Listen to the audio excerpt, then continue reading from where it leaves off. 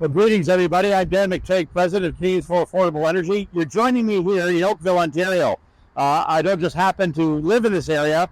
I pass by this place almost every day, and one thing you'll notice is that the manufacturing has gone on here since the early 50s is actually closed.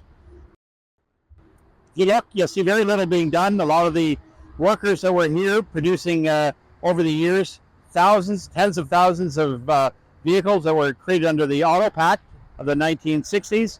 These things have all pretty much come to a halt in the belief that with $600 million in federal and provincial money, you can turn this plant into a $1.8 billion electric vehicle facility. Now, all that was wonderful and created and received with, great applause back in 2021 when the decision was made.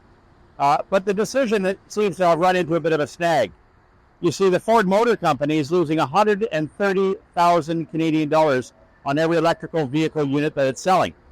It seems that, as I have predicted, and you've heard me talk about this many times in previous segments that we've done to help inform all of you, that the idea that people are suddenly going to adopt electric vehicles was a little premature.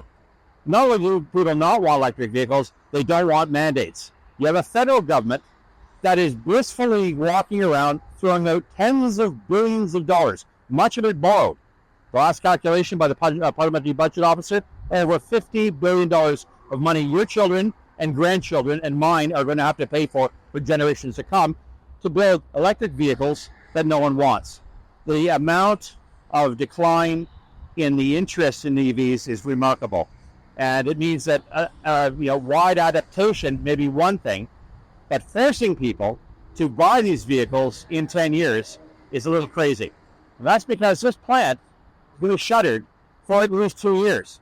Originally, it was to retool, it takes 6, 8, 10 months, and now it's been kicked back 2 years.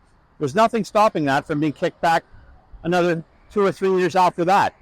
The reality is, and the irony is that, I took an Uber the other day. A guy picks me up in a Ford Ranger. Kind of strange because you have to sit in the front seat. Or you can sit in the back, a little more tighter, especially for folks like me. But the reality is that the fellow said to me he didn't know what his job would be. He worked at this plant. He'd been here for 20 years. And he's been told that there is no definitive time for them to come back. Even the union representing this particular plant and all of its workers hasn't been given a definitive.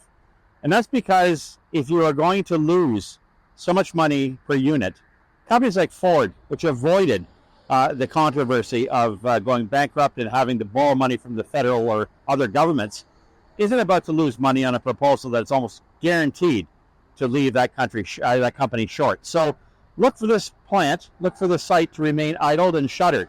Very similar to what we're seeing across other proposals that the federal government has done. Now, I make no bones of the fact that prior to being an energy expert and a member of Parliament for 18 years, I was also public relations for another automotive company, Toyota. And it's not by accident that Toyota has said we're going to slow down on the idea of electric vehicle take-up. Not only were they not interested in the grift that comes with these things, which I think is incentivizes many of these companies to come here as opposed to going somewhere else to build batteries, they believe that you will never see a market where there's more than 30% EV penetration. And even among those EVs, you have different types.